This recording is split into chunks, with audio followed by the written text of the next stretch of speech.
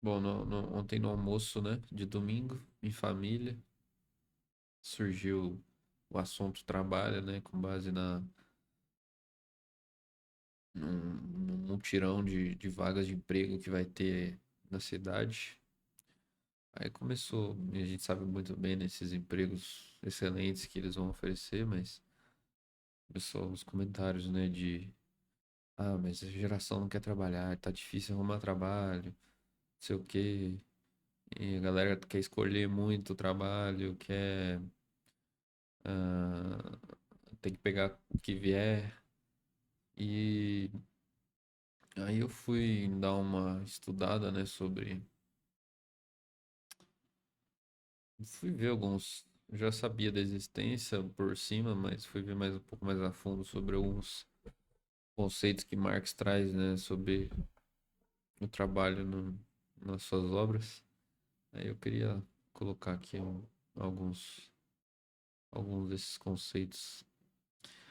Ele fala, né, que o trabalho é uma atividade vital, né, do ser humano, né? Ou seja, a sociedade ela não existe uma sociedade humana sem o trabalho, né? Porque os seres humanos precisam trabalhar para produzir, para se reproduzir, né?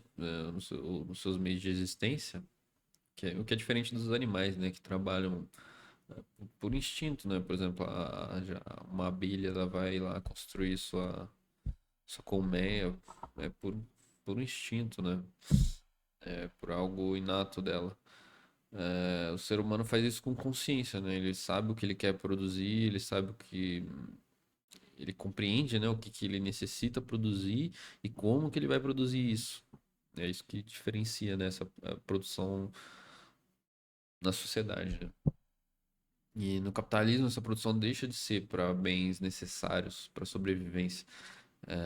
Ele exige que seja produzido bens que serão convertidos em mercadorias, é, que vão enriquecer os proprietários do meio de produção.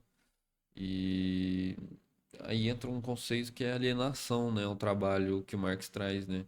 Que daí entra nesse ponto que o trabalho vira alienado, né? Pois ele separa o produtor, né? O proletariado, do que ele produz, do que ele está produzindo ali.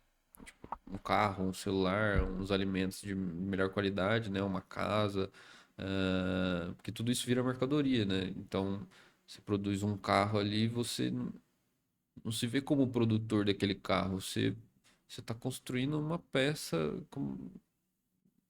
do ar-condicionado ali e você não se enxerga como produtor daquele carro. E esse processo de alienação, na verdade, ele ocorre pela própria atividade produtiva, né? Ou seja, o produtor não se reconhece no que ele produz, fazendo consequentemente, né, que ele não se reconheça no que ele produz.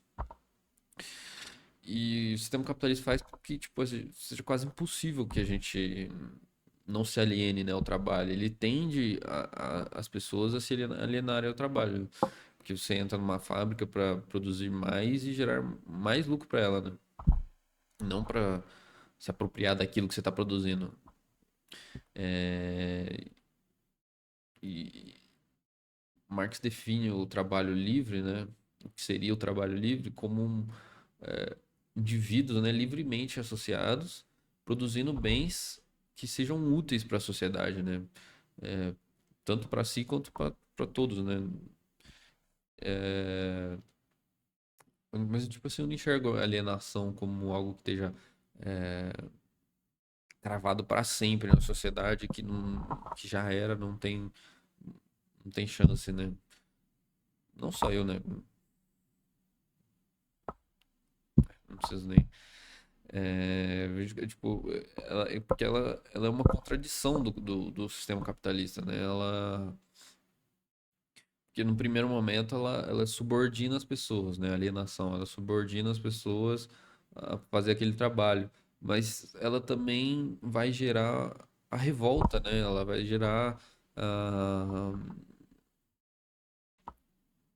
o proletariado vai pensar, poxa, eu trabalho aqui 6 por 1, ganho muito mal e estou produzindo muito, muito mais do que eu sou pago para produzir, né?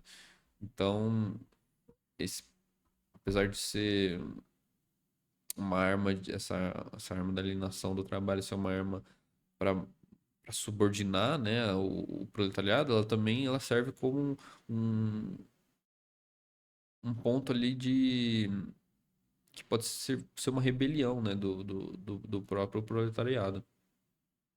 E claro que essa percepção, né, do cara parar para pensar, não, eu sou o produtor desse produto, não é de um dia para a noite, né, é um processo totalmente histórico. Daí um outro conceito que Marx traz, né, totalmente conjunto com essa alienação é o fetichismo da mercadoria, né? Que é um fenômeno que passa a ver qualquer mercadoria como com propriedades inatas, né? Como se ela viesse já com certos propriedades. Por exemplo, um tênis que é vendido numa loja, ele parece que ele tem um preço natural, né? Tipo, aquele Nike ali, ele é caro porque é um Nike, né? Olha como ele é bonito,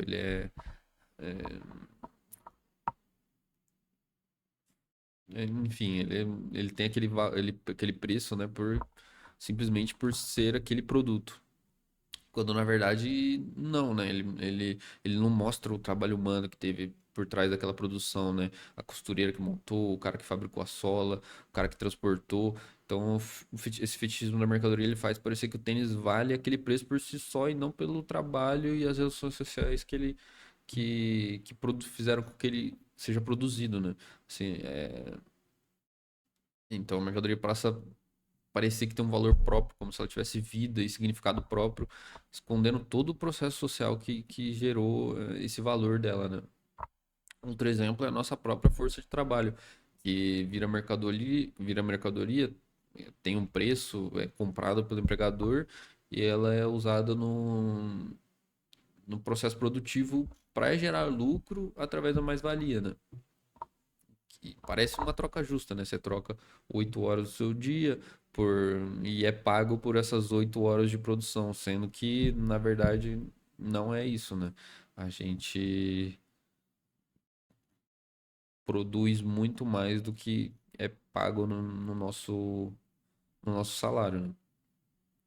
E o fetichismo ele faz parecer uma troca justa e não uma exploração, né?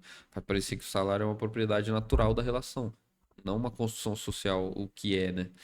E E não tem que ser visto isso como um erro de percepção individual, tipo assim, o trabalhador não enxerga isso por culpa dele, né, por um erro dele.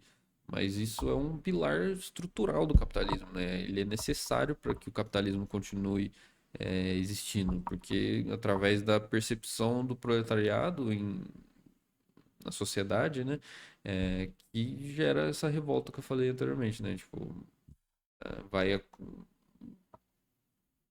porque, querendo ou não, mas obviamente o proletariado é a maioria. E isso tem total relação com o que eu falei no começo sobre a experiência da galera falando, né, do concepção geral de você tem que vender sua força de trabalho a qualquer custo, né? As pessoas enxergam essa capacidade de trabalhar, né, com uma mercadoria que tem que ser vendida a qualquer custo. Mesmo que seja num emprego merda, 6 por 1, com um patrão merda que vai te fazer hora extra sem pagar elas e vai te coagir a isso, né? Geralmente já escutei, não eu, né, mas já escutei de outras pessoas que já ouviu de patrão, por exemplo, se você não quer, tem vários querendo lá fora, né? Que traz, né, outro conceito, né, que Marx traz, que é o exército de reserva, que basicamente é uma massa, né, de trabalhadores que estão desempregados ou em subempregos, é, que faz com que o salário esteja sempre baixo, porque sempre vai ter alguém querendo ou não, né, é, sendo obrigado a vender sua força de trabalho pelo menor salário que tiver, só para não morrer de fome e conseguir alimentar sua família. E se você não aceita isso, você é vagabundo, tá escolhendo demais o trabalho, tem que aceitar o trabalho que tiver, né? E não vou nem falar quem que não, não escolhia o trabalho que fazia, né? É, é muito. Se parar pra pensar, é muito bizarro isso, né? Porque a gente entra. é, a gente começa a pensar que a nossa relação de trabalho hoje é muito próxima, né? Do que era. Não muito próxima.